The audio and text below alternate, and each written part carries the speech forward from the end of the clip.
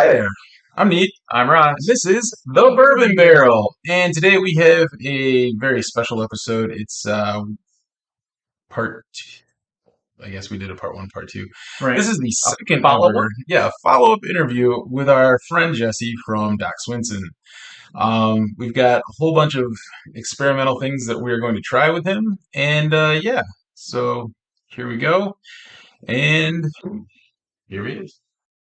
So again, hi, I'm Mead, I'm Rox. and we have with us Jesse of Doc Swinson's, Yes, sir. and he is their top tier Master blender, master if you blender, will. the man, the myth, the legend. Right, right. Absolutely.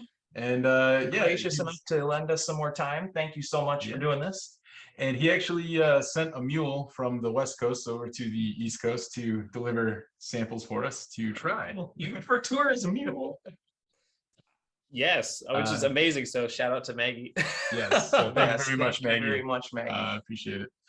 And so with that, we were talking a little bit beforehand. Was there a question you were about to ask or you wanted to ask? No, but something triggered, and we were just because we were just shooting the breeze, and before we started recording, so the people watching understand. And you mentioned the funky drummer, Mhm. and I remember the first episode you said you have a cousin that's in Alice in Chains, and I wondered if he's a drummer. No, it was actually Lane Staley, the front man. Oh, okay, okay. Nice. Even better. Yeah. Couldn't look that up, but I just thought of it, so I was like, that you I mean, mentioned that.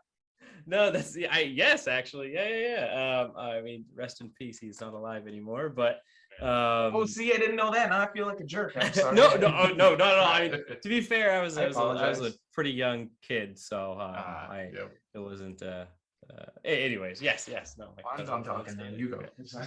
So we We have to have. start off these questions. I was just kidding. Well, that got morbid So quick. glad I said let's start recording so I can do that. All right. Yeah. Um, it's off the rails already. I love it. I know. We haven't even tried anything. That's the best part. What? So we should start with trying because there are 7 of these. It's going to take us all night. So if would you want to start with the funky drummer, or would you like to start with? Can I give a Yeah, do little you have a recommend- lineup you prefer? Yeah, I do. by all I do means. actually. I do. Okay. And so assuming I can remember what's actually in front of me too, because they're all in unmarked glasses. We want to start with the L'Esprit, so the cognac finished one, and there's 2 versions of that you should have. You should have one in a small bottle and one in the larger one there, because Yes. it's part of the Mind, Body, and Spirit. And I did a limited release of just 3 casks Oh. of the cognac finish, because they were the smallest casks of cognac I had, which were anywhere from 450 liter, and there was a 300 and like a 350 liter. Or no, 225 and a 350 liter. And they really emphasize a lot of French oak characteristics that I thought were really beautiful. So I wanted to release this just as a little side note because I thought it was neat. Unlike the last L'Esprit. Yes, it is. Perfectly. The other L'Esprit was more focused on more heavier and older cognac notes, whereas this particular L'Esprit under the same labels, only a couple hundred bottles, and it focuses primarily on the French oak qualities. I just thought it was really neat, and so I thought I'd share that with everybody. I believe this is the one that Maggie said was her favorite. So Yeah, she does like the cognac, I think. she's a big fan of this. That's why this one was open. Ah, Now would this remain the spirit in the next Mind, Body, and Spirit? Should you put that out again? Yeah. So each one, of course, naturally, each one of my releases are a little bit different. My goal always is to bring out what I think are going to be the best characteristics of the whiskey for each release while still fitting into that category. So if, for example, the Mind, Body, and Spirit, yes, we'll do another release likely in November, December, somewhere in there, maybe a little bit before for the holidays. And my goal is to pick the cask that emphasize the flavor I'm looking for the best, and that could change a little bit. The first release might have been, for example, I have a few more fresher casks in that, and the second release, for example, might have some casks that have also been reused already before, so they already had bourbon in them before, and I put bourbon back into them, so they're going to dig into the oak a little bit differently, and they all have different age statements, anywhere from the youngest I've ever released, not of Mind, Body, and Spirit, but of a finished product was 45 days. And it's been a long time since I've done that. But most of these are upwards of a year. So, for example, the one we're tasting right now, this very small limited release of Mind, Body, and Spirit, or sorry, L'Esprit, is is just 14.7. yeah, well, it is up there. These are cast strength, and in fact, all the ones we'll be trying today are cast strength.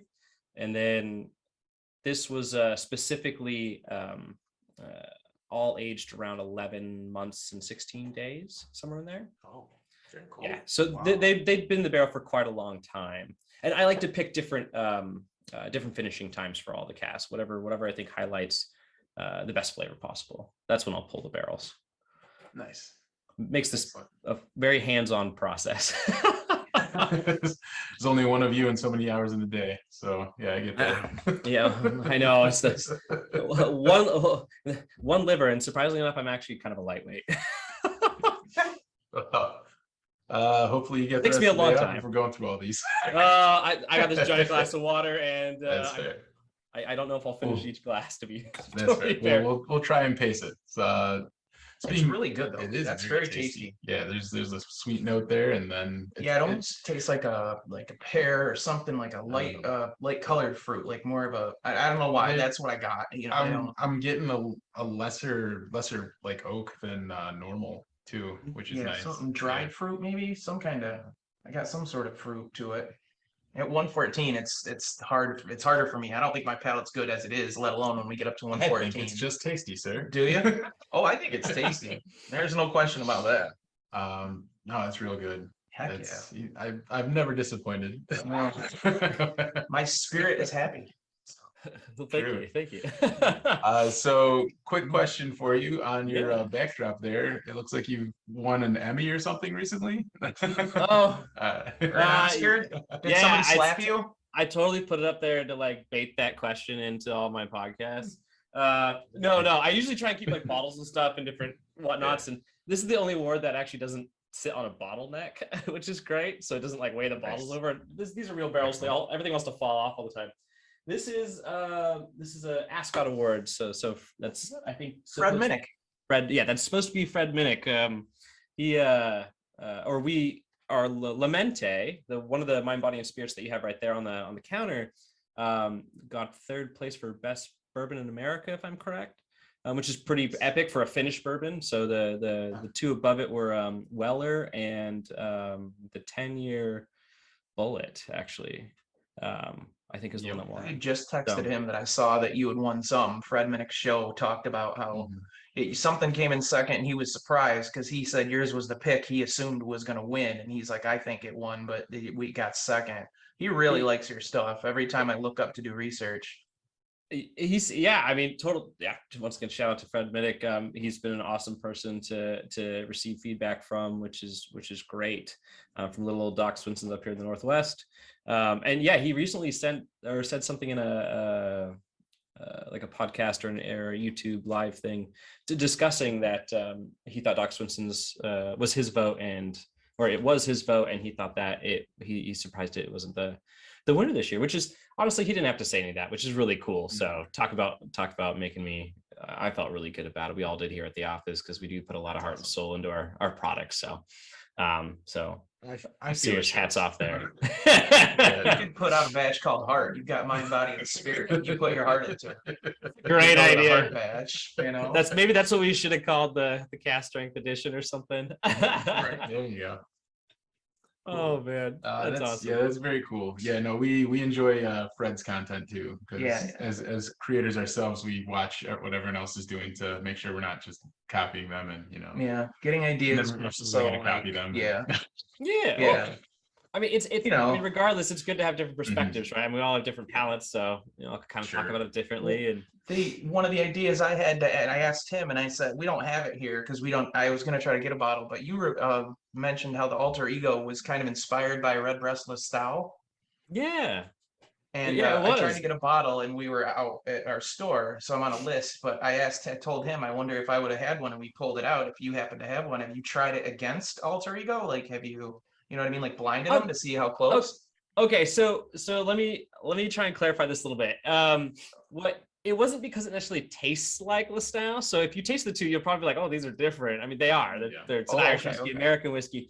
It was like the essence of how the balance works on your tongue, and everything's really like subtle and playful. And that's what really got me thinking getting the basis of how I want to produce alter ego. So more than just the flavor profile, it's mostly just, how it affects your body, how it affects your mind, and then how it plays, the finishing cast play with the base spirit itself. That was why. I know that might be kind of hard to explain. That's the part of the artistry that I'm not very good at explaining. That makes great sense.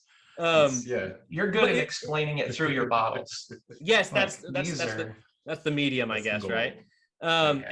But it would be fun sometime. Maybe next time we do this, we can actually do that. I'll go hunt down my bottle. It's somewhere buried in a liquor cabinet in my house because I won't touch anything at my house most of the time. And we'll get a hold of one. Let me know too, because I could maybe send you guys a sample of it, and we can go from there. That'd be fun. To be fair, I've never put them side by side. Nice. Very cool. Very cool. That's a great one. That's a good. Yeah. We just started doing something we call bourbon barrel battles, where we're just doing like two things, one against each other, that have some type of similarity. Yep. And that just kind of clicked into one of those ideas. So yeah. That's awesome. What would you like us to try next, good sir? Yeah. Okay. So the next one would be the Pinot de Champ. So we were butchering that when we were trying to say that earlier. Oh, that's down here. Yeah, it's okay. Nobody really. We make those mistakes here a lot too. Pinot de Champ. I mean, I'm not French, but usually I'm teaching my sales guy how to like say the different words, and sometimes I have to double check to make sure I'm getting it completely correct. And Charente, I actually was getting wrong for a little while. So to be fair, it's new adjustment in my vocabulary. Hey, no judgment here. The only French I know is omelette du fromage. I learned that from Dexter's Laboratory. I'm pretty sure every American kid, when Dexter was out, learned that phrase and still knows it to this day, because that's what I remember that episode. He puts the record on his head, and it's like it skips and skips, and he just all he said was he was trying to learn French overnight. Right. This is a little after your time. After my time. Yes, I understand. He's trying to impress. I think. Oh, pardon. He's trying to impress a girl. Yeah. Yeah, I think by so. learning French, and the thing that he's playing overnight in his ear, it just skips and continuously plays omelette du fromage, omelette du fromage. Yeah. And it's skipping albums. I remember finals. And so he wakes up the next day, and the only thing he can say is omelette du fromage, and it happens to be the answer to every question. Yep. How can you go wrong? Cheese omelets, baby, cheese omelets. Yeah, delicious. What is it though? Is this a wine? It's a cheese omelet. Oh, the yeah. Is this a wine? It's technically a fortified wine. Although many times in the processing, the grape juice is actually not fermented. Sometimes it is, sometimes it isn't. It can go either way. So it's kind of like it might be almost more like a Palmo, so like apple juice and Calvados mixed together and then aged for usually 18 months or more. But that's what the Pinot de Charente is. It's grape juice. And then it has a cognac, and usually a young cognac that's been added to it. So it's usually from the same grapes and everything, blended together to about 18% alcohol content, and then aged in oak casks for a number of years. Usually, I think the lower end's 18 months, like I was saying earlier, but it could go on for quite a few years. So it has a lot of like grape, like juice forward flavors. Honestly, I was gonna say so New York, we have wine country, and that I go to the wineries on occasion. I'm just like, man, that's a little bit of wine hint in there. So yep. Yeah. I mean, it's kind of akin to that. Honestly, this don't let this downgrade or anything, but sometimes I think of it, it's almost like like Welch's grape juice you get as a kid. It's like kind of sweet and like the white grapefruit or white grape juice. It has some of those kind of characteristics in it, which is kind of fun. It's really pleasant. Honestly, it's a fairly approachable product for or whiskey for 100 and I forget what this one came out as, 114.5 111.9 or 111.1. Okay, gotcha. Yep. 4 ones. Indeed. Ooh, that tickles the tongue. It's tasty. It's warm in here. It's got more body for me, and then the original one. I'm gonna butcher every name we go through this. So it's not. So I can't remember. I can never remember the proofs of them. So I'm gonna ask you because I don't have them in front of me. I just know they're all quite all right. We started with 114.7 on the spirit, and then we are now at 111.1. I'm gonna immediately disagree with Maggie because I like this one better than this one, just that much. But I mean, my palate likes this, the one we just tried. We're trying now, the Pinot that I'm not gonna keep saying because I don't. Yeah.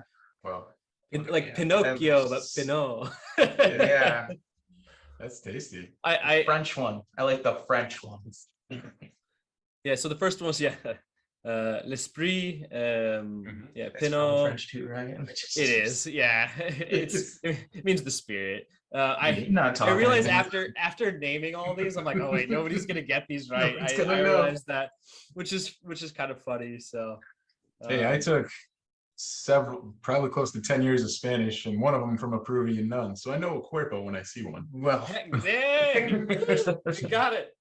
Yeah, and they're named respectively for the well, at least the mind, body, and spirit are named respectively for the how I metaphysically how they influence the triple cask, as well as physically how they influence the triple cask to some degree, and then named, of course, from the language of the barrel's origin. So if it was from France, it's French. If it's Spanish, it's Spanish. It's so, very clever, and I enjoy it immensely. Kind of simple, but obviously it's stirred up some. Simple is not a word I would use to describe any of this. I'm not gonna lie. I know. I love it. There's nothing here I had that I dislike, but simple. See, that's where you have to remind people when they say things like that. Like, so the average person is dumb. Right. And half of everyone is dumber than that. Right. You know, somebody said that to me the other day too, and I was like, "Oh, that's a great point. If average is half." Yeah, but no, this is super awesome. Oh wow, like my tongue it's almost like pop rocks on my tongue still, like even after like a minute. Like that's great. I really like which speaks to the grape content, I'm guessing, because that's something I get out of wines a lot too.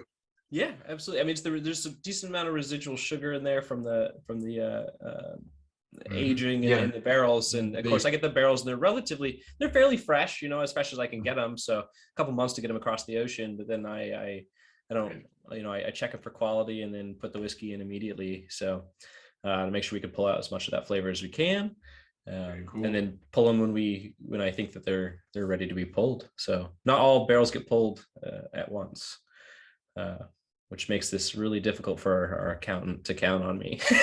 To be honest. So about how many bottles are you gonna? Nope. So it turns out half of that. No. We try and do things well ahead of time. Yeah. Hey, all that matters is the whiskey's good, right? That's all that matters to me. So true. As long as it's good and I can get to it. To pronounce it, to buy a bottle, I'd never get to taste your stuff. So that's kind of how I look at it. I can't. Like, I would mess it up. Oh my god! Like when we get to Funky Drummer and Smoke on the Water and things like that. Fine. I got you. I'm gonna go out on a limb and say Smoke on the Water is gonna be your favorite. You think so? Yeah. Just because it's in the Scotch quarter casks? Yeah. So, do you like peated things?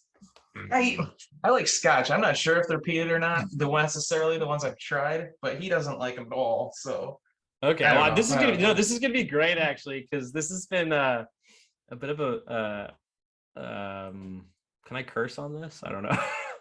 Yeah, absolutely. Okay, I wasn't sure if you wanted that. I was going to mind fuck the Smoke on Water. So this one's been a true ringer that's been entertaining for me to see people try. So it's a great label for a bottle instead of Mind, Body, and Spirit. The Mind Fuck. The Mind Fuck. I know. I wish that's probably that would sell out the door though, because every stupid person under 50% would be like, "Oh my god, I'm gonna buy this." This is my wheelhouse. Yeah. We'll put an Easter egg on the next label where it says something like that. Oh my goodness. Nice. Anyways, okay, so the next That's one. yummy. Yeah. Well, we can still hang on this one if you want to. But no, you're no. Okay, I'm reading it, attempting to remember what's going on. No, that's fair. Just a heads up, we may run out of time because I didn't get the super cool version of Zoom. So if that happens, I can restart another meeting. It should be fine. Oh yeah. Okay. Cool. No problem. We'll just do a little splice or whatever. Okay. So the next one I was going to recommend was the Oh, Muscatel, the Muscatel. Right here. Beautiful. Okay. Perfect. Okay. And the Muscatel is basically a type of sherry. This particular one comes from the Setúbal, so it's Muscatel de Setúbal, which is actually from Portugal, and it's is made very similarly to a sherry where it's fermented wine, or sorry, pardon, fermented or grape juice, and then it's um, there's brandy that's been added to it at a certain percentage of residual sugar, and then left in the barrel for a number of years, to make something that's somewhere mid-sweet is kind of where this one came out. So Okay. Very cool. Would you describe this as sweeter or less sweet than is the PX sherry too? Is the other one the PX is shared, right? Yeah. That's Before we taste it, out of curiosity. for me, this is a little bit less sweet, but it's also a different kind of sweet. Like the PX is more like those like heavy, like fruit leather, dark fruit kind of flavors going on in there, plums, stuff like this. And this one to me is more like citrusy sweet, if that makes sense. It does. So and then more like apricot or wildflower honey kind of thing going on. Nice. Back to 114. I was gonna say some honey notes of some type, but yeah. I like the nose. I like the nose a lot. The nose very... is like a pungent, excellent smell that doesn't just burn away in like a 114 proof kind of way. Yeah, smelling that, I would not think that's 114 proof on the nose. No, absolutely not.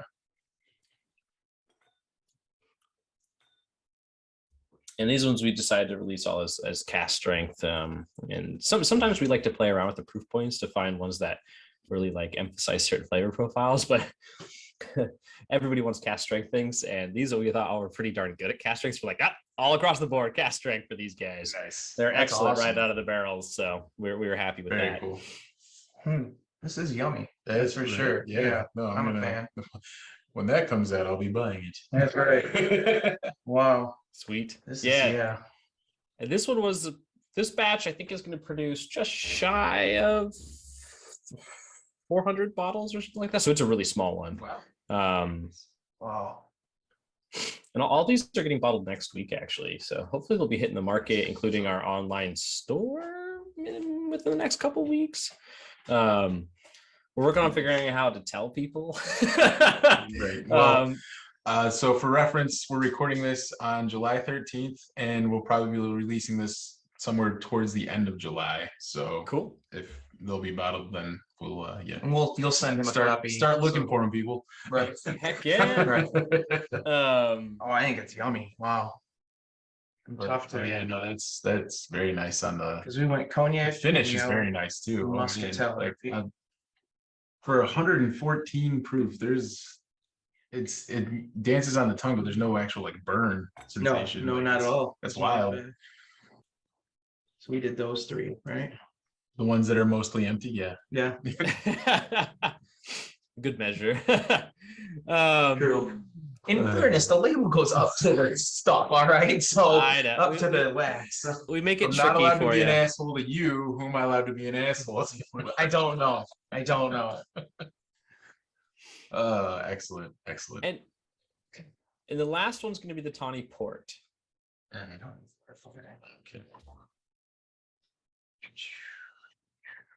Here it is. So slide that.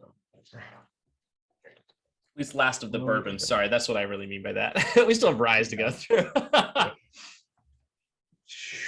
Wow. There you are, sir. Thank you. You are most welcome.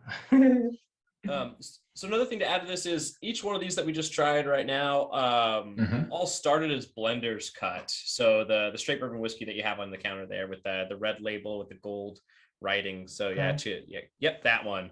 So it actually started as that at 115 proof and was put into all of these casks at that same proof point. And of course they gain or drop depending on what was left in the cask, from the previous occupants, or how dry they were and where they are in our warehouse. But we didn't meddle with that at all. So it's blenders cut. So a blend of our 36% rye MGP mash bill and our 21% rye MGP mash bill at 115 proof. which we blend to So- proof, by the way. We don't add water to it to get it there. Or sometimes we have to minimally add like a half a gallon here or something like that to drop it down Gotcha. to legal, like to Legal follow the limits. label. Yeah. Otherwise, Nice, we nice. don't add like a ton of water on top of it to give us 115. So it's a very laborious process, but we think it really maintains the best flavor that we can out of those bourbons. To put it at cast strength. Cool. So speaking of MGP, you had a question about that, didn't you? Well, yeah, we discussed a minute ago, just out of curiosity, since MGP bought out Luxco and they have all their brands now, all the Ezra Brooks, and there's a bunch of others that just don't roll off my tongue. Have you noticed any change in either the availability, the price, possibly the inventory Addition you of can new choose things. from because Yeah. there's more or less or any of that or not? And then now Um, it's called Ross and Squibb. I know it's so funny. I get all the the correspondence from them via email, and all says Ross McGriscom. And I'm like, wait, who's this? It took me like a month to finally make the connection. I mean, I still call it MGP, but yes, Ross and Squibb.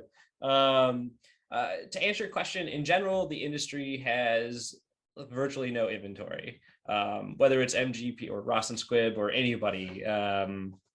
It's it seems like there's been such a frenzy to buy up bourbon barrels, which makes sense. And they're good investments in overall, to be honest. And there's a lot more people like us out there too now. So barrels went from, I used to be able to pick up the phone and say, hey, send me a list of your inventory. And I would get usually an Excel list, and it would just say, hey, you got all these barrels under these, mash bills, and whatever price, throw it out, and we'll negotiate. I mean, it has to be realistic. And it made sense. Like, it was actually, you could buy it for a nice price, you could sell it for a decent price to everybody else, and that has basically gone out the window. Jeez. So it's incredibly difficult to secure whiskey at the moment. Even stuff that some of these groups couldn't even get rid of for a long time is like you're not even able to find it. Like light whiskeys, things like that. Wow. And then anything with the age statement, good luck. It's not going to happen.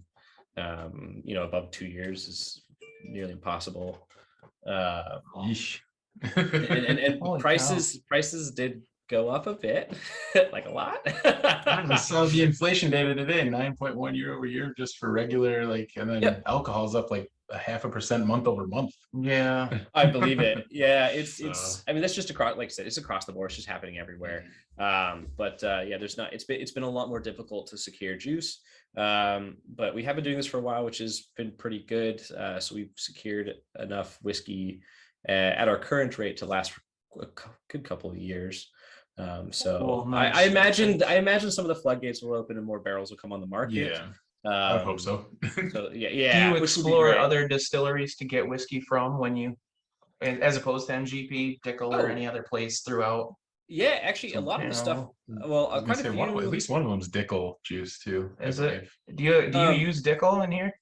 I cannot. We can't. You confirm or deny that. Yeah, maybe we shouldn't be asking that question. It was on the website, so you It can- was okay. Okay, I You missed can. that. You can. I mean, you could. Feel free to ask all the questions. I'll just tell you what I can and can't say. Oh, okay, right. I mean, most of these people yeah. are awesome people I can work with that help me out Mhm. finding these barrels, and sometimes they request that we don't say where it's from, of course. Sure. And it's really easy to find out if you were just to like taste it, Or the mash just bill. exactly.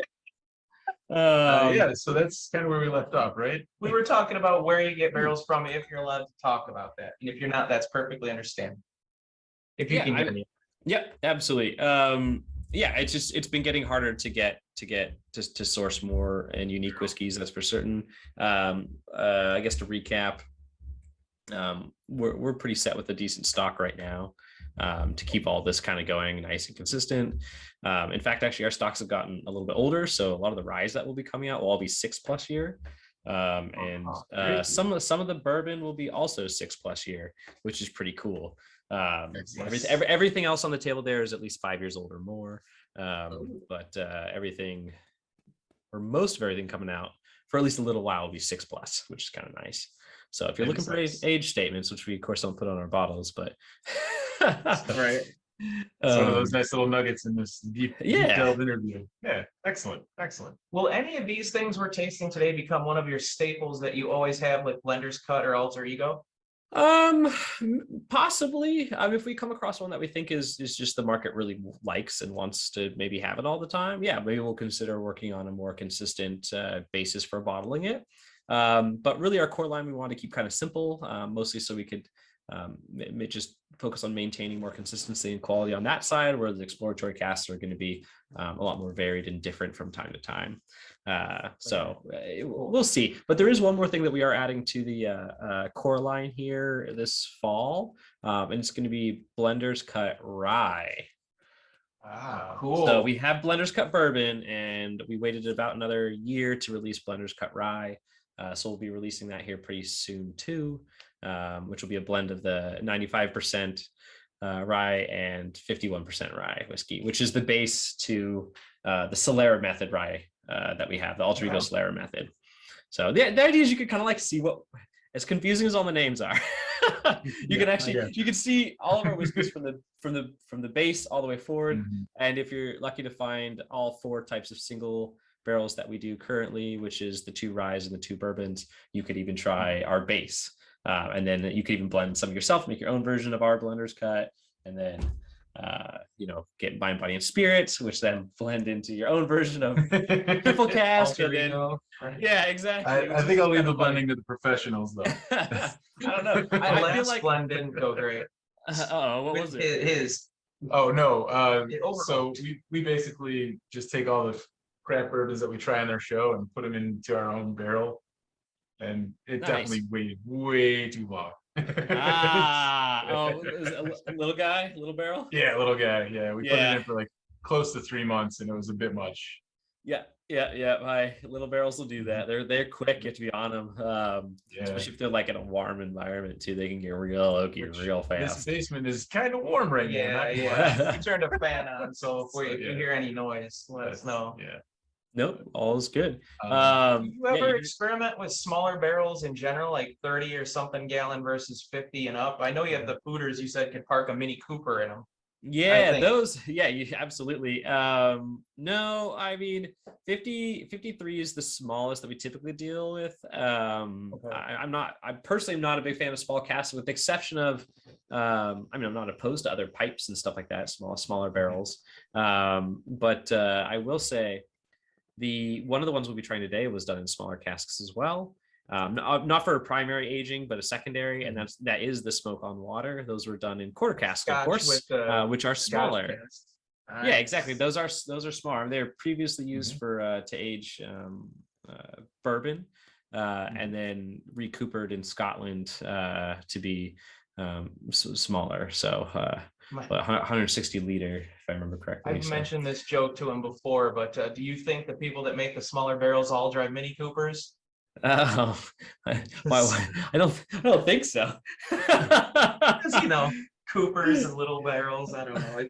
I get you. I have a goofy sense of humor. To be fair, he is a dad, so he makes dad jokes. It's true. It's true. I think it's a dad joke. If you bought a Mini Cooper, you could park it in your fooder. So funny, I used to actually drive one for quite a few years, and then it like the engine actually exploded. So that is not an endorsement. No. That was a great car. It was amazing. I got 45 miles a gallon. It was a 6-speed. Nice. It was awesome little thing. But it decided to stop working on me when I was in Canada. And the funny thing is, I just had it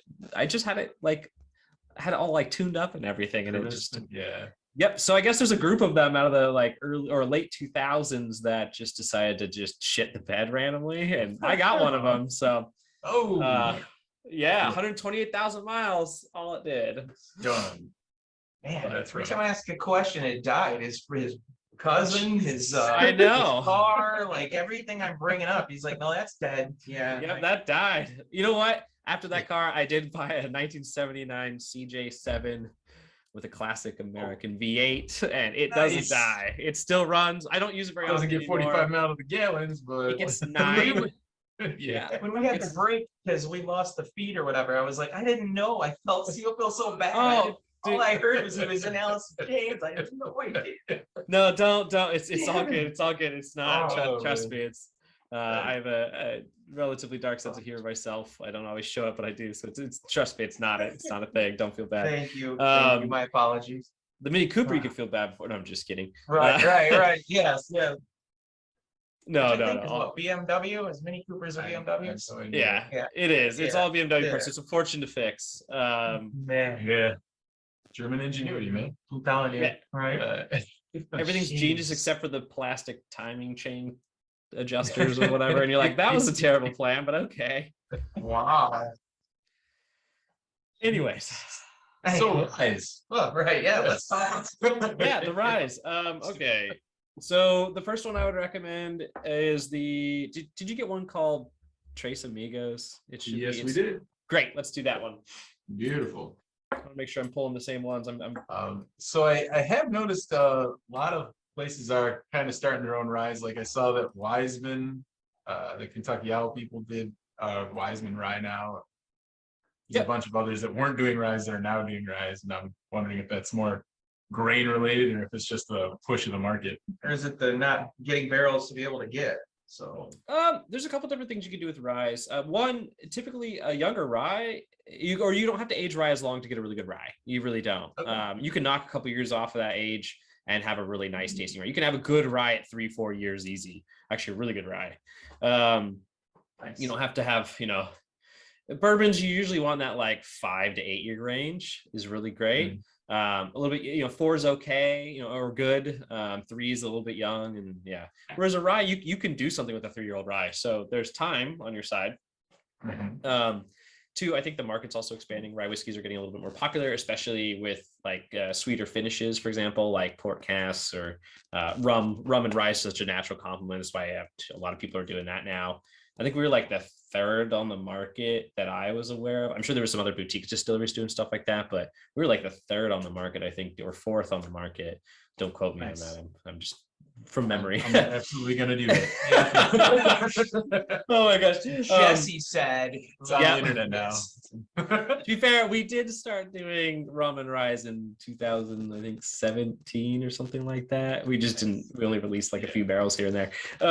But yeah, those are such natural complements, anyways. So they work beautifully, and they're sweet. And people like sugar. We're American. We love sugar. Yep. Yeah, I mean, Yeah, that is a sweet nose compared to everything It else. does. It does have a sweet nose to it. Yep. And this Yeah, is this the one- Anejo Tequila cask. Is that correct? yeah. So this is an interesting one. So the reason why we call it it's both. Oh, So this is where it gets of course really it fun. is. Of course it is, because it's yeah, you. so- So there's like it's everything. It's so It's hard. everything. It's yes. I know. But so awesome. Anyway. Everybody's gonna lose their mind with these, and they get funkier as we. Give me another year or so; they're gonna get stranger. But that's part of innovation, right? Is figuring out what flavors do go well together. And I can be a bit of a purist sometimes. Like I want it to all of my processes to be done in certain ways, and each one has a unique set of requirements behind it. This one was a little bit more of a free for all, though. I happen to have some extra Solera method rye, so the rye finished in our rum cask Solera system. And from a bottling, I think it's because we ran out of labels a little early, like something I don't know, something with inventory messed up, and so we had like a whole extra, I think it was 110 gallons or so laying around, or 100 gallons laying around. And I was like, oh, okay. And I could either wait and hold that off until the next bottling, or I happen to have 2 extra Anejo Tequila casks that I was using for something else here, and I thought, well, shit, this will be kind of fun. So I honestly was just like, let's see what happens. And you don't see a lot of tequila cast finish anythings out there, and there's probably some really good reason. I can understand why a lot of people might not like them, but honestly, I mean, it's been actually a crowd favorite. We've had several really great reports on this, and I think these were excellent barrels when I got them. They're really expensive in the first place before the tequila place got them, and I thought it was a kind of a natural, fun compliment, and it's not overly tequila-y, and it's more such a subtle tequila. Like wow, like wow, shit. It's you. yeah. Like, dude, like It's Just damn. yeah, it's good. It's definitely good. Gosh. I have that signature rye spice. There's the sweetness. I'm not picking up that like grainy rye, and then Right. there's that hint of the tequila on the back. Wow. But it finishes hot in like a pleasant way. Like it's like eating not the flavor wise, but it's like eating a good hot chicken wing or something, but still the flavor's good and it's not bothering. You know what I mean? Like it's not like an abrasive hot, it's just like a warm, pleasant hot. Oh, that's nice. The mouthfeel or oral sensations, I like to say, so I'm not always saying mouthfeel. Like it's like really, that. really good. So I might have to steal that one from you once in a while. By all means. No, that's great. So 101.9 proof. That's yummy. Oh, that is out of this world. That's gonna get me to help get him into more rye. So I always want to try more. That's the thing is like I was not a big rye guy when we started this journey, but anymore I find that I get more into the rye, just the experience of the rye. But that is dynamite. That's yummy. Thank you. Yeah, I mean, you get those really nice rye spices, and our ryes have already a beautiful pear, cinnamon, apple pie kind of characters to it anyways. And then the rum itself is really citrusy and bright because the blend of rums that I do, and we blend that in-house. And then you make other spirits, right?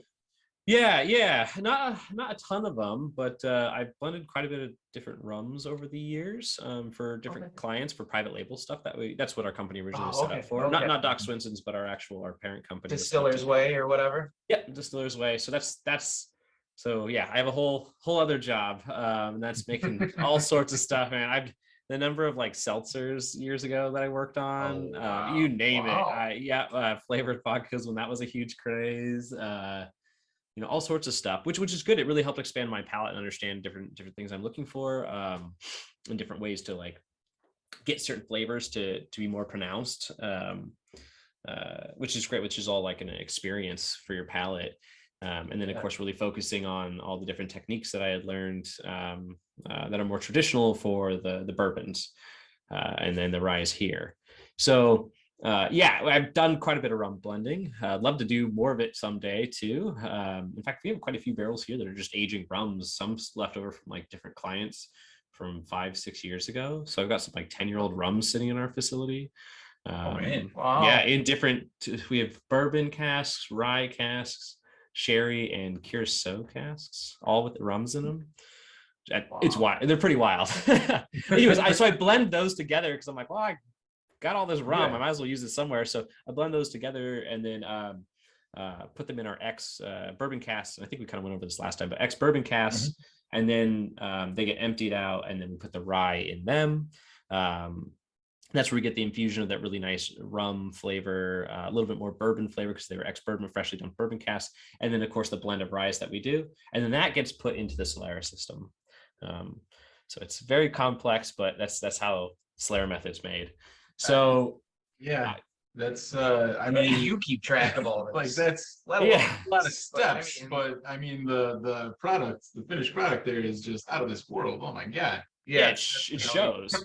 And that's exactly what we want. We want to put a good product out that people are like, oh, this is really cool. And to be fair, like Solera method I think has changed a lot of people who don't like rye to really like that particular rye. And it's got a high corn content, or not a very high one, but a higher corn content than most ryes on the market. So it is a little bit more reminiscent of, a bourbon. It's got some of those characteristics in there that might attract you more to it, for example. So it's almost like a gateway rye. There seems to be a lot of the bigger name brands putting out ryes just to put out ryes. And I've seen some shows where they talk about they're just 51% on purpose to be the rye, like Elijah Craig does it. And there's a couple other ones that I don't know about Wiseman. I can't speak to that, but I know I've seen some people talking about how they basically just did it so they can cross that 1 or 2% barrier to put out a rye in that way. Like Pikesville rye, I believe, is only 51%. And people love Pikesville rye, I guess. I don't know. Yeah, but people only tried one other one, so it's not as common, of course, because a lot of rye people really just love rye, so they want to have like that, which is the classic MGP, the 95%er. I mean, that's like, it's just like hearty. And the 51 is just complete opposite side of that spectrum with a lot more sweet and corn because the corn in it.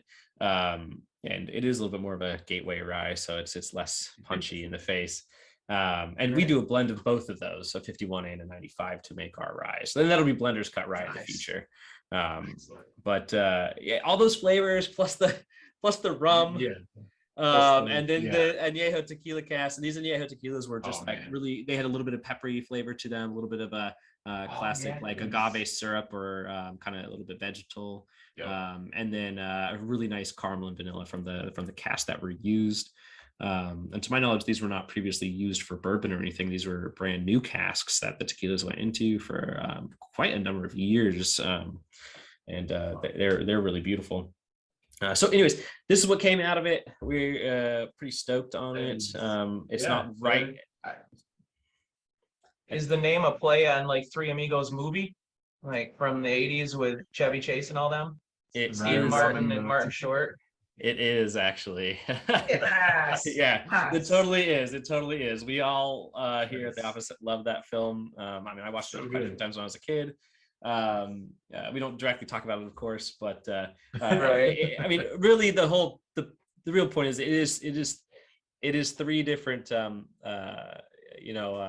characteristics, flavors. Yeah. So exactly. Rye. I can't even think. See, I'm trying to keep track of it all. Rye, rum, and tequila. Yeah. So it is those, and those are all North American spirits, which is pretty. You cool. should be able. You guys should do that thing where you put your thing on your thing, and you go like this, and then because that's. I know the movie a little bit like that. I'll bring Steven. He did that in the office the other day. He's the one that can be our designated whatever you call air humper. Another great name for a thing when you come out air with humper. Air humper. Yeah, it's not even a swear word though. What was the? Oh yeah, it was mind fucking air. What mind fuck? I'm gonna write those down just for shits and giggles. You had mind fuck. And then you said stranger something, and I thought of Stranger Things. You could call it Stranger Springs if you added like one drop of water. Then you could just say Stranger Springs. Well, the low proof edition. Just kidding. Right.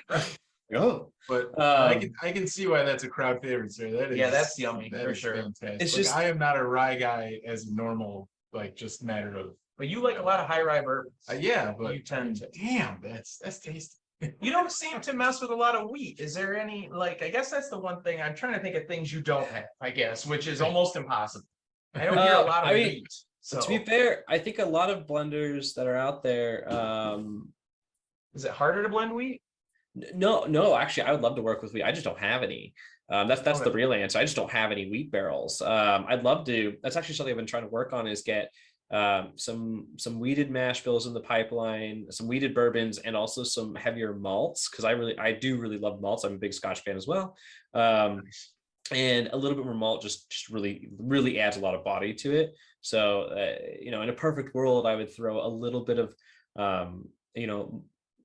bourbon that had a really high malt content to it in our blends too, because that would, I think, would just make it kind of almost, honestly, would probably punch way above its age just with that as far as flavor goes. I mean, to be fair, our Blenders Cup, we get this comment a lot. It's like, wow, I thought this was like an 8-year-old or something like that. And it's 5, or 5.5, somewhere in there. And a lot of people already say that it's feeling like a 7 to 8. So I imagine a little bit of that malt in there would also bump it up. So you'd start getting that like 9.5 year, like somewhere there sort of flavor profiles, which would be really, really nice and still be like affordable. Very cool. So it's all in the works. It's just, I don't know when. I've never, traditionally, I've not been the biggest fan of wheated bourbons. Just on their own. I think in a blend, I'm more interested in a blend, and that's what I do. Right. And you do it well, by the way. Thank you. You're very good at this. So appreciate it. I mean, once again, there are different finishing casks that would do better with different mash bills. For example, like the Kiona that you have sitting there is only the 21%. There's no 36% in that. I'm working on some two new finishes that I don't know when they'll come out yet, because I actually just filled the barrels today, so we'll find out later. But it's a new French oak, toasted oak. So that's never been used for anything else. So you're going to get a lot of those really nice, toasted oak qualities. So like, creme brulee and vanilla custard. And you love a good toasted oak. Yeah. You're a fan. That's my go-to. Toasted or double barrels. for sure. Yeah. Well, this is a toasted oak double barrel, I guess, if you can think about it. French too. Yeah. I don't know if you have any favorites. Let me know. I'd love to hear if there's anything off the top of your head. Yeah. From other companies you're talking about? Hmm? Oh, okay. Yeah. So, Yeah. I mean, hey, I got to one of research too, right? Yeah. Right? One of my favorite, is either the toasted or the double oaked from Nulu. Oh, I've actually never tried one of their products, and you're the second person this month to tell me this. Yep. And 1910. not to give you competition, but they have a lot of experimental barrels and stuff too. Like they have Totally. one that's like honey, that's like $100 bottle. They're NDPs Wow. too. I don't think they have any Yeah. of their own juice. I think it's all Or- non-distiller producer right now. But- It stands for New Louisville, I'm pretty sure. It's not an exact acronym, obviously. Oh, but that's what it funny. means. We like some of their stuff we've got. yeah, this is one of the toasted. It's bourbon It's tips, but yeah. real tasty. Ooh, Yeah. dang. Okay. Yeah, I don't both see- like 1910 from Old Forester. Old Forester, and that's the yeah. double barrel. Yeah. Yeah. They keep that pretty low though. It's 93 proof too, so they don't. Mhm. It doesn't. It's not real high proof. Yeah, I think I have a bottle of that one at home. And sometimes lower proofs are better. I mean, it just depends on what you're looking for, you know. For But I'll sure, definitely for try the sure. Nulu, and I've heard a lot about their finishing program. Mhm. It sounds really exciting. I just living in Washington, we have to like buy all the bottles and like have them shipped here because nobody ever sends anything to Washington. So- right, so far out of the way. It's Penelope stuff. That's more blenders too, right? Penelope. Yeah. They don't again non-distiller producers. No. I don't know that, but again, they don't do stuff like you with like multiple cask finish. It's like we've seen rosé. We've had a couple others that were I can't remember now, but No. they were Yeah. decent though. I mean, we were fans. For being a newer company, sure. Yeah. Again, no rise, Right. but you know, I really like. definitely with the. Yeah. go Penelope. ahead. Sorry. Yeah, No, we're I was all gonna say- talking. It's okay. No, it's all good. No, I really like Penelope.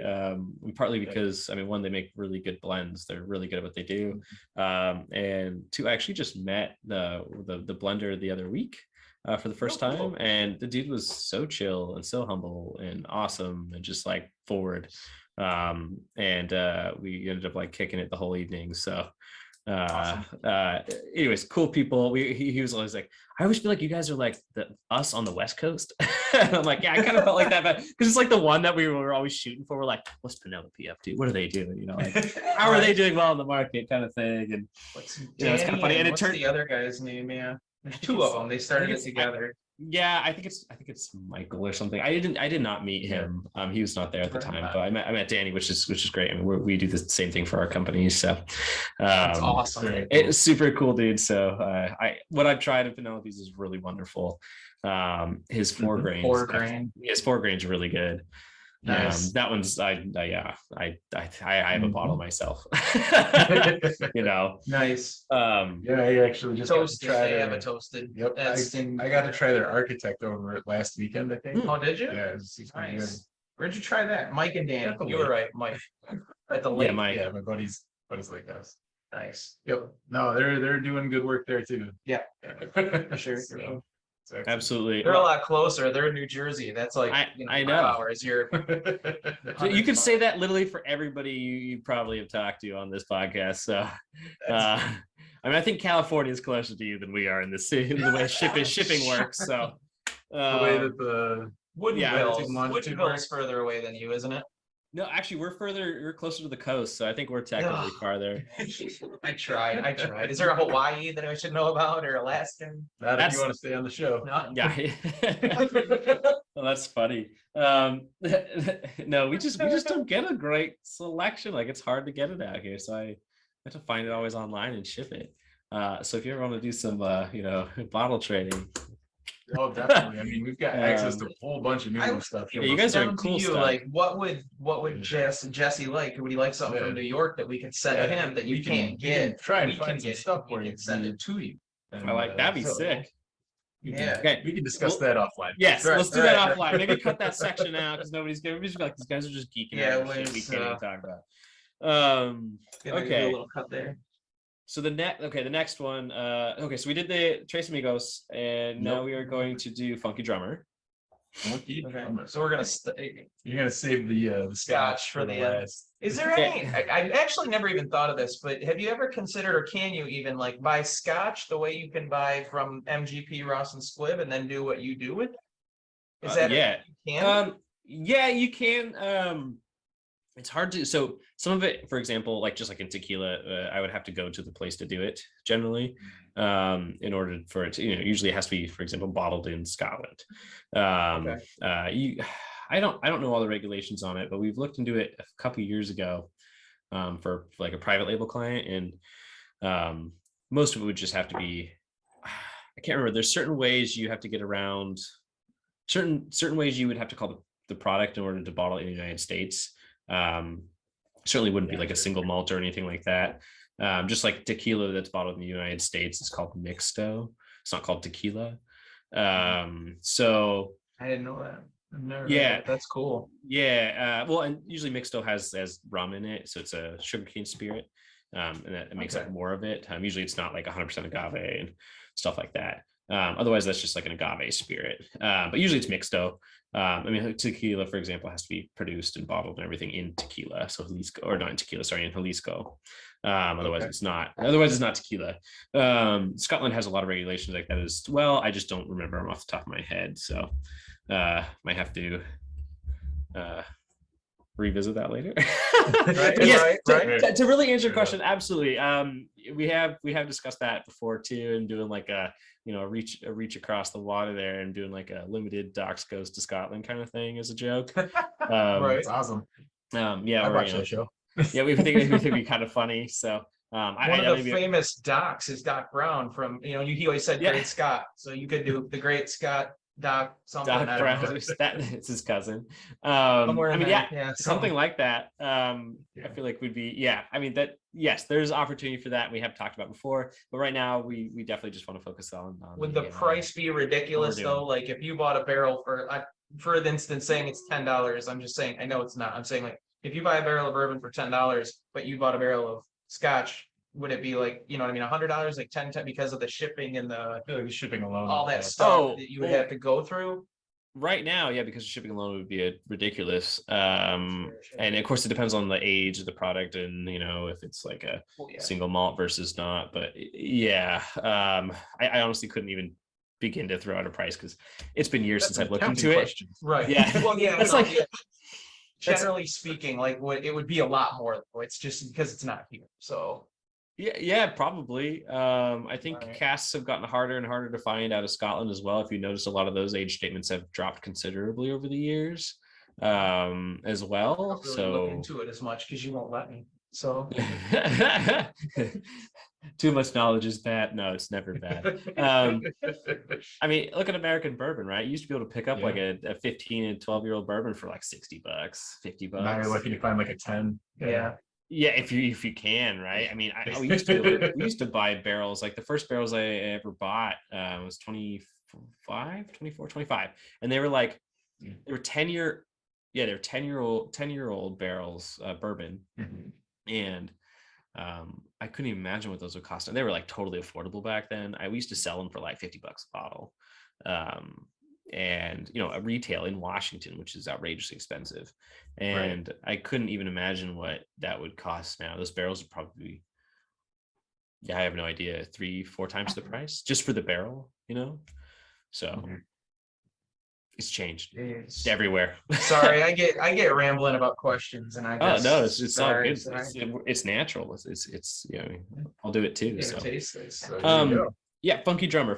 So Funky Drummer is that Blender's Cut rye that we keep talking about, and that is put in. I made some, and for the Slayer, of course, and I took some excess of it and put it in. This was seven Jamaican rum casks. These are.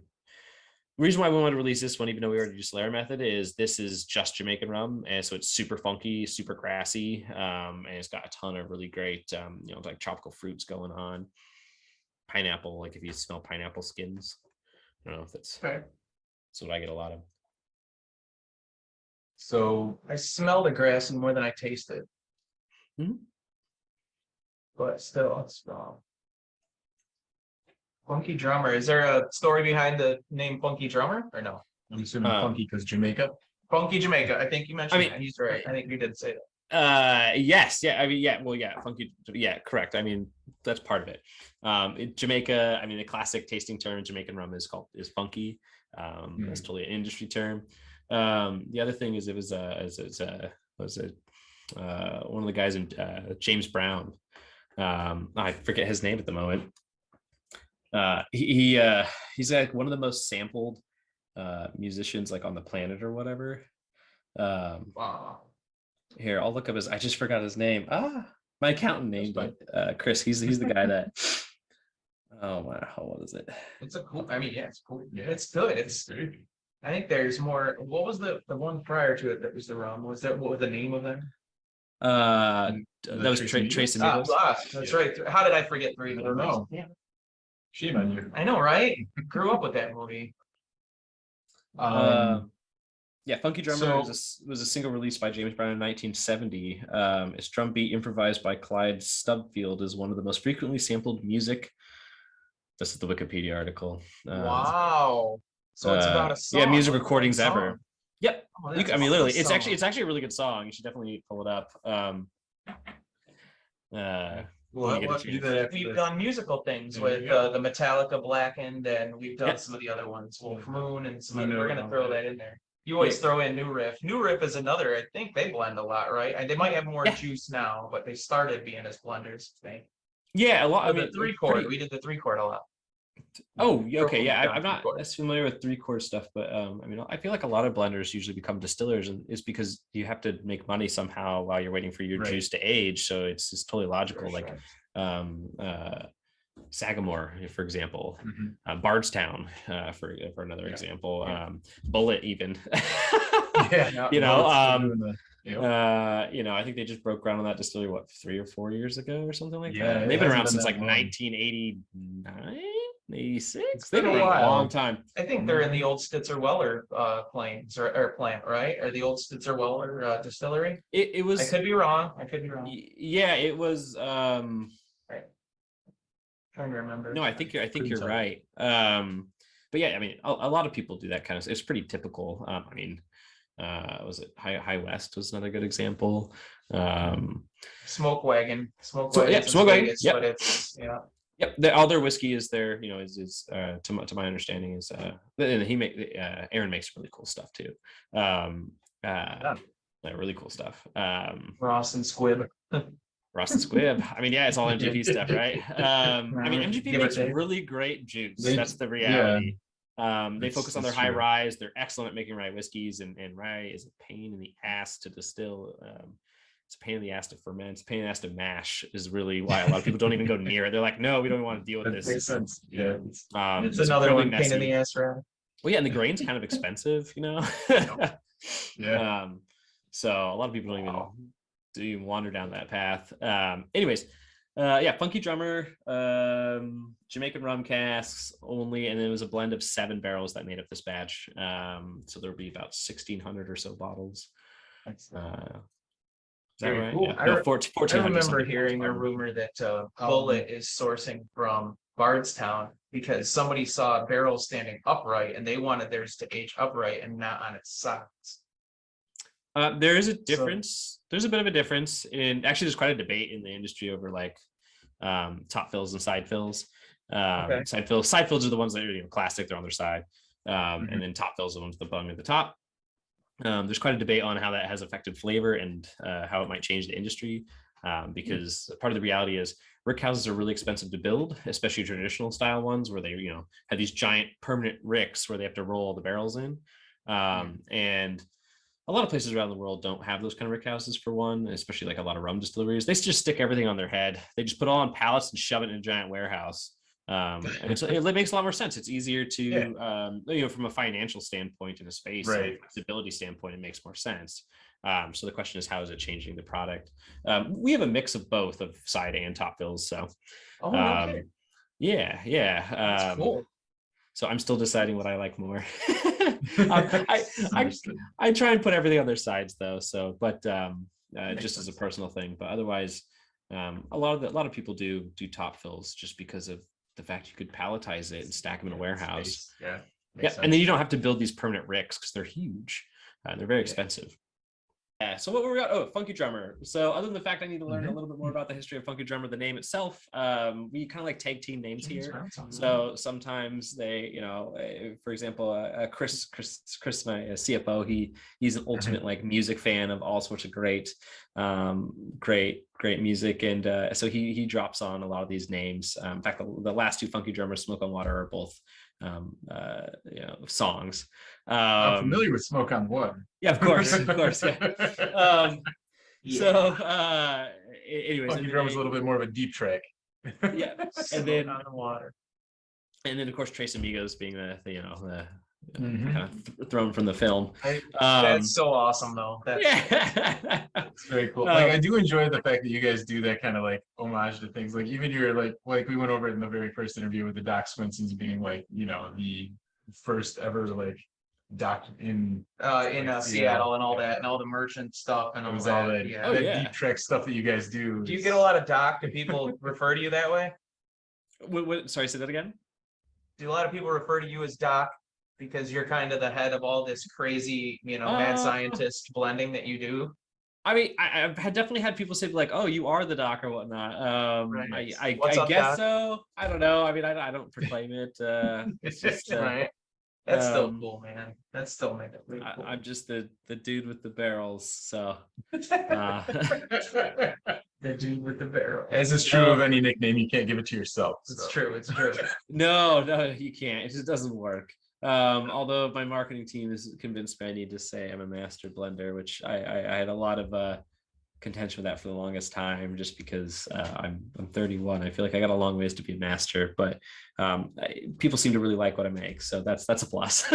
So I'm more accepting of it now, as it's like, okay, we're getting some really kick-ass awards, you know, getting really nice recognition for the products that we are producing. Absolutely, rightfully so.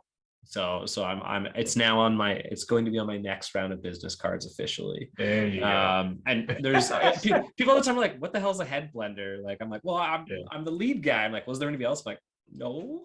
It's like, so you're the master. I'm like, okay. So I'm going with it. You want to put in such terms. Yeah. I've got the trophy to prove it now, I guess. This is like you do. The independent bottler's trophy, which is quite funny. It's actually, by the way, you could like totally take somebody out with this thing. This thing weighs like a lot. It's probably what I don't know, it's probably the same company that makes the, you know, the Spirit of Ecstasy on the front of a Rolls Royce or whatever. Nice. When he mentioned it earlier, I said, did you get slapped when you were at the awards ceremony? I did see that, yeah. I did not insult anybody's significant others. Smart man. I sat in the back and kept drinking the really nice bourbons that we got to try. So I'll just go with that. Okay, so the last rye here and is a Smoke on Water, which is a true, just what did I call it earlier?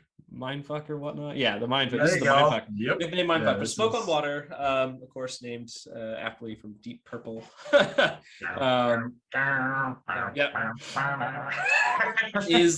Is a proper mindfuck. It is blender's cut rye that was aged in ex-peated Scotch quarter casks. I'm sure you can figure out very quickly where they came from for the quarter cask statement. I even asked permission to use that name, and I got shot down real hard. Actually, they were really nice about it. They're like, sorry. Like, okay, fair enough. I had to ask, right? Scotch quarter cask. Yes. Figure it out later, buddy.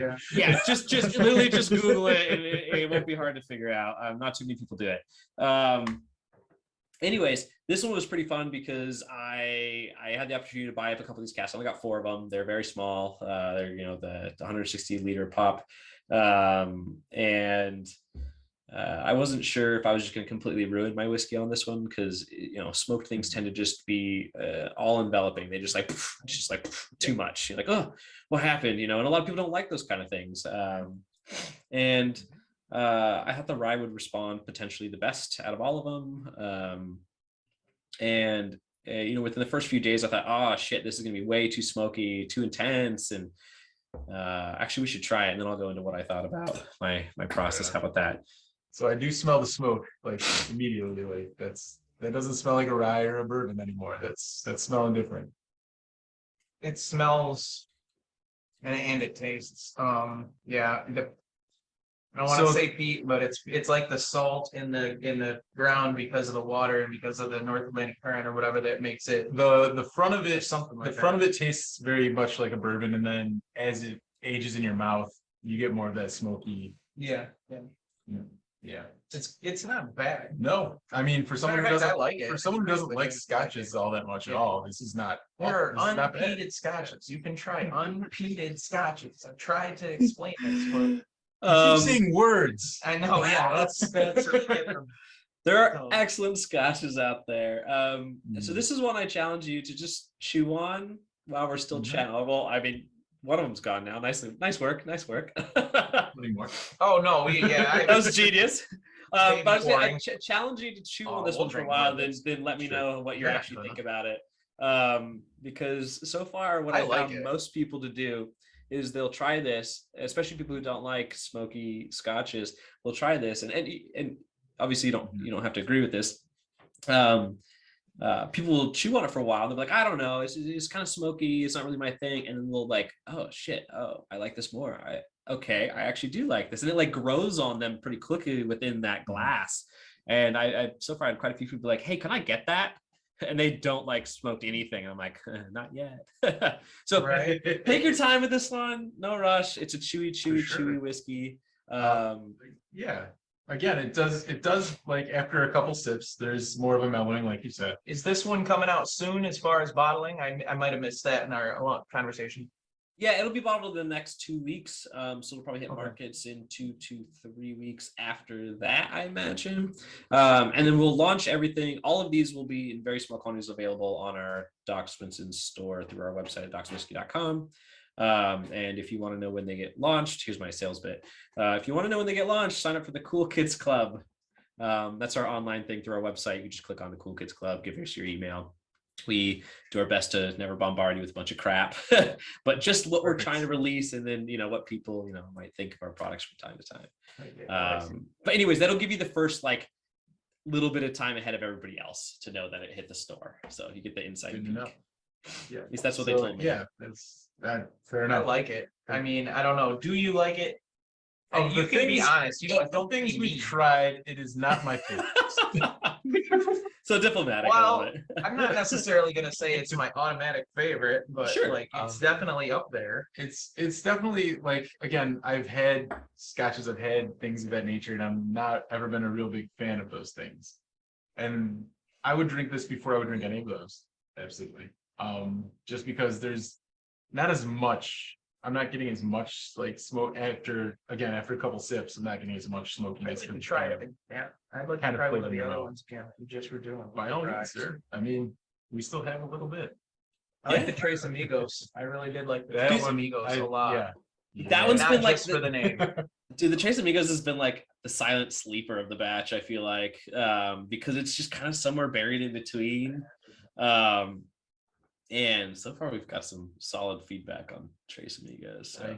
I can see why, because this, I think honestly, like even with like it being a rye and everything, I would seek that out anywhere I could. The peat seems to mellow what rye spice burn you feel, which that one kind of has its own, you know what I mean? Like ice cube in my chest. It's not icy as far as cold, but it has that mellowing capability with the peat in it, as opposed to the one that doesn't.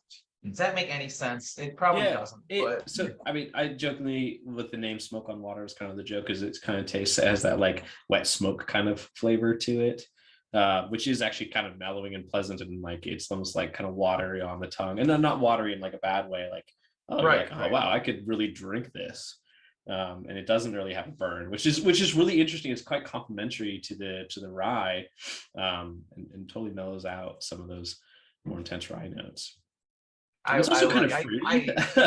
Yeah, I like it. I think I like it. My favorite of those three ryes we just did. Really? Yeah, that's my opinion. I don't know what to tell you, and I'm sticking to I it. feel like you just told me. It was Yeah. your opinion. I have those days. I mean, Yeah, that's what we try to do, right? honestly, yeah. Oh, my God. Like of the three of these, I think I'm gonna be the basic bitch that says the Tres Amigos was my favorite. Hey, that and the funky drummer. Yeah. Okay. I mean, those are neither of those are basic bitch products, let me tell you. So don't even feel like you are, because Tres Amigos is fairly complex. It's the first like triple cask outside of triple cask that I've ever done. It's very And good. it took the most steps to get there. It's got a lot of really layered flavors in there. And Funky Drummer is just cool as hell.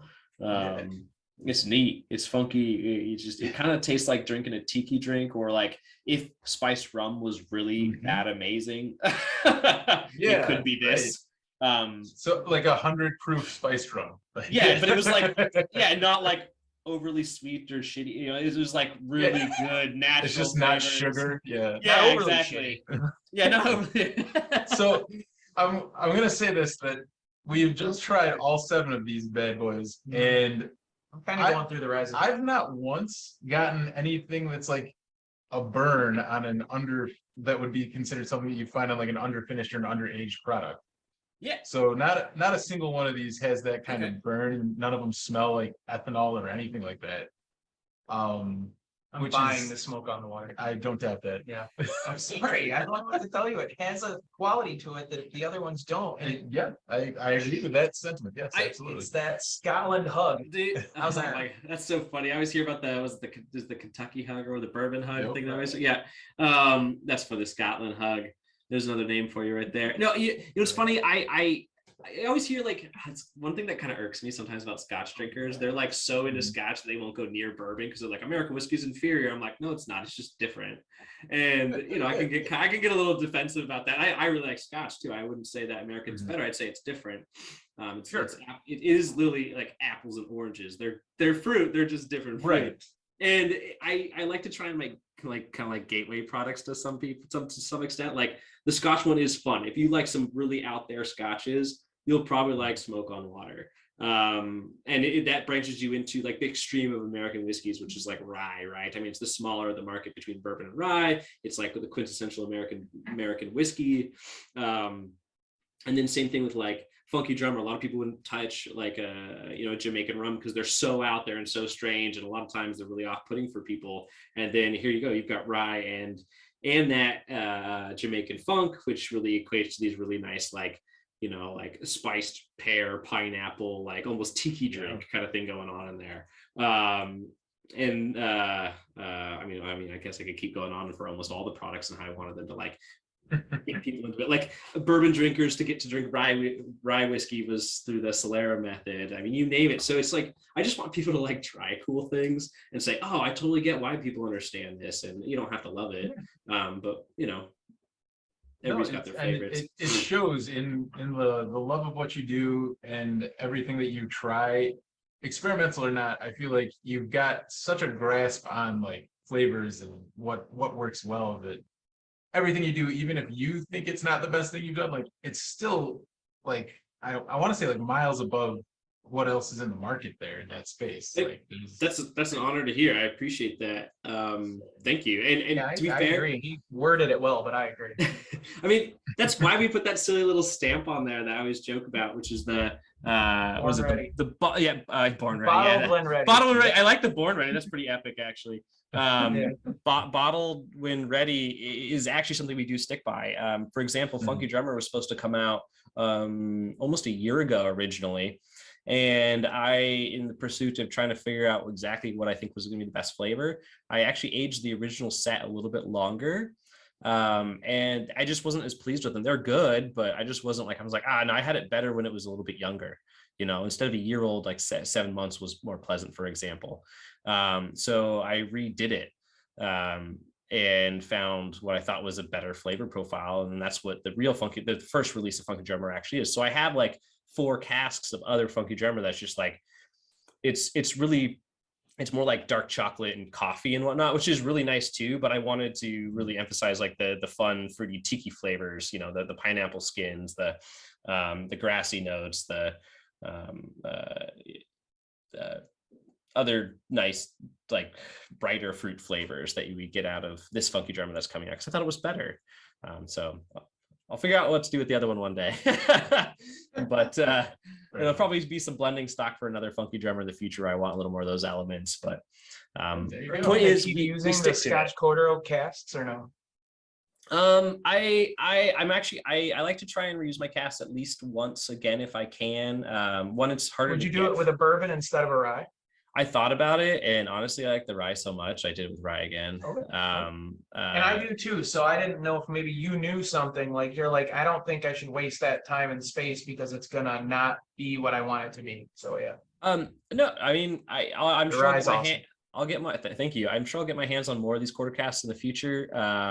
But it's getting a little bit harder to get finishing casts out of Europe. Actually, really out of anywhere anymore. Because once again, just like juice is hard to find, barrels are getting harder to find too. A lot harder to find and more expensive. And freight from Europe is absolutely outrageous these days.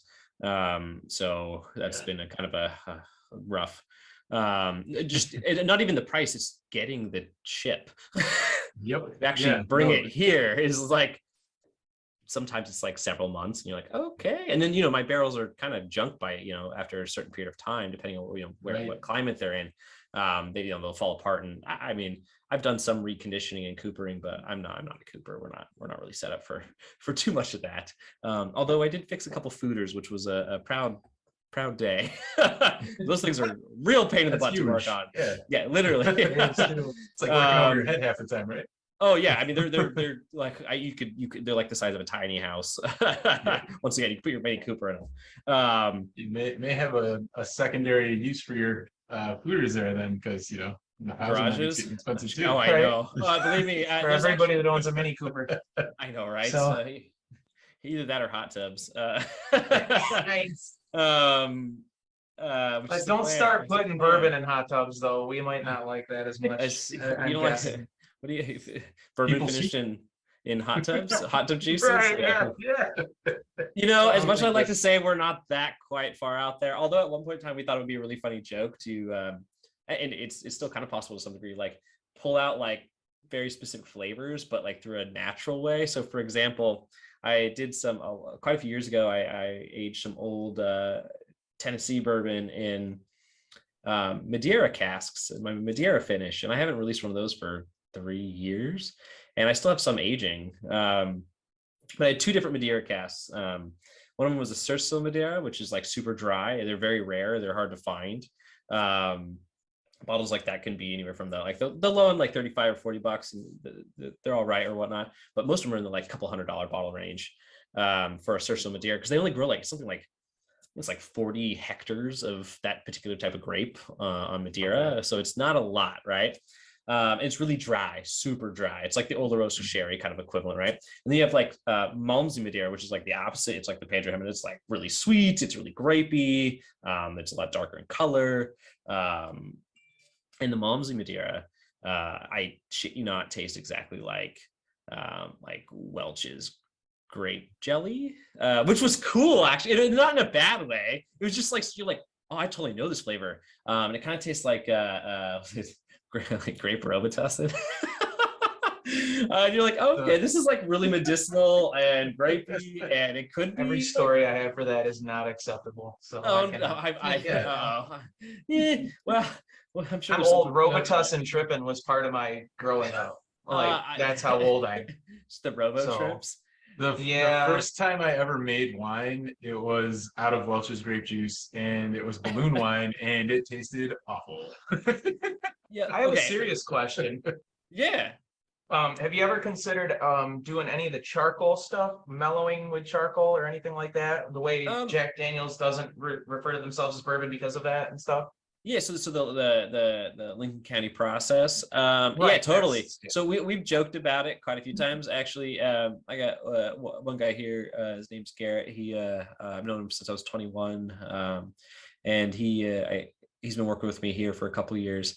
And he's a really good resource for me to bounce ideas off of, because he's arguably equally as passionate about spirits as I am, and has some excellent ideas. So that's where some of this comes from. And him and I have talked about for the last 2 years, making a mini charcoal melting process, just like or very similar, I should say, to Jack Daniels, to do the Lincoln County process where you do it after the aging, which I think opposed to Dickel. Dickel does it before, if I remember correctly. So yeah, where they like mellow the new distillate and then put it in the barrel. And we have been actually collecting barrel char for a number of years now, and we have a couple large tanks of them, like big, and they're still in like great condition. And we were going to take a couple of our larger casks, or even like one of these guys here, smaller casks, and I was going to pop the top off and then put a screen in the bottom and a tri-clamp piece so we can actually get the liquid out and slowly dump some through our barrel char and see what happens.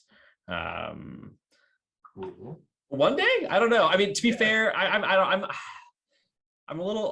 not as big a fan, to be honest, about those, but I think it'd be a fun experiment to try and see. And it might be really just as a different release product would be sick. But as far as a mainstream thing, yeah, I probably wouldn't do it. I mean, I don't filter or chill filter or anything like that either. That was going to be my next question about the chill filtering. Yeah. I mean, if you look at the back of all of our labels, they say non-chill filter to preserve full flavor. That's like cutting all the fat off your steak. I mean, don't get me wrong, there's some really great benefits of chill filtering too. But for example, a lot of it has to do with like, so you don't get like the colloidal lipids all building up in the bottle. So it kind of looks like a little clouding in your bottle is what a lot of times will happen if it gets cold, or just over time. Okay. Rye is really susceptible to that. But usually that only happens under 94 proof. So none of our products are under 94 proof, so we don't really ever have that problem. But there are also alternative ways to filtering your product to help eliminate too much of that concern. But I do see a lot of bottles on the shelf that like they don't do filtering really at all. And I'm like, you should clarify your whiskeys a little bit because they do look a lot sexier when they're clear or not clear. You know what I mean? Like when they've been like properly kind of cared for.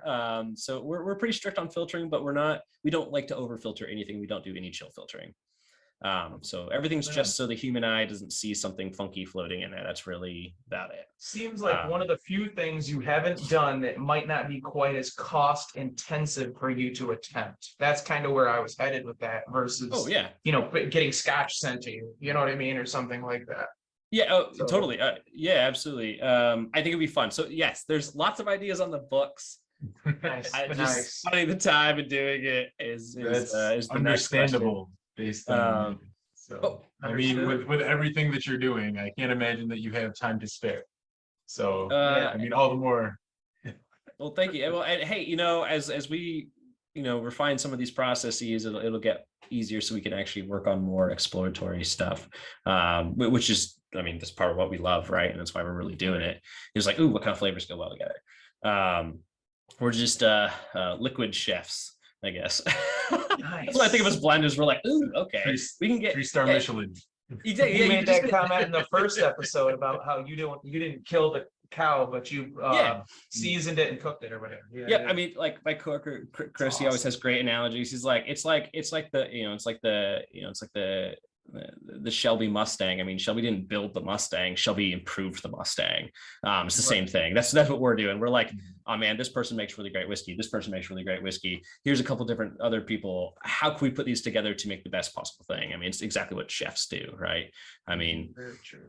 Yeah, it takes a community basically, and this is our community, which is pretty cool. It's really working well for you. So is there any last comments you'd like to make on any of these or anything? We're done. I was going to talk for a couple more hours. I'm sure, to be totally fair, I think we could do it for a couple more hours. Oh, but, sure. Let's plan it for another time, maybe some other releases or something like that. Absolutely. I think I already did the sales pitch, just in case y'all are wondering. And other than that, thank you for having me again. I appreciate it. It's always been a pleasure. These are great, like totally natural flowing conversations, which I really appreciate. Yeah, exactly. And we get to try some sweet whiskey. And next, this is good stuff. Next time I'll get the memo and actually wear my bourbon barrel shirt. So I forgot we sent him a shirt, so he just said that. Yeah, honestly, that's right. Yeah, it's quite all right. Awesome. We were glad you got it and hope you use it for whatever you got to do around the house or something. Yeah. Right, absolutely. I mean, to be fair, I'm mostly Um, just around all these barrels all day, anyways. So nobody ever sees who I am. The mad Yeah. scientist in the There you go. corner. Yep. He's Doctor Strange in our multiverse. That's awesome. But all right, folks. Well, thank you for tuning in. Jesse, we Very can't much. thank you enough for being with us. And So much. when you see this, by the time you see this, hopefully some of these things, if not all of them, will have been released or on their way to being released. So check them out, check out their website, and by all means, if you find some on the shelf, buy it, try it, and I promise it's probably going to be a good time. Yeah. Very And with much. that, I'm Neat, I'm and Rox. that's Jesse. So And this is the bourbon barrel. Thanks, Jess.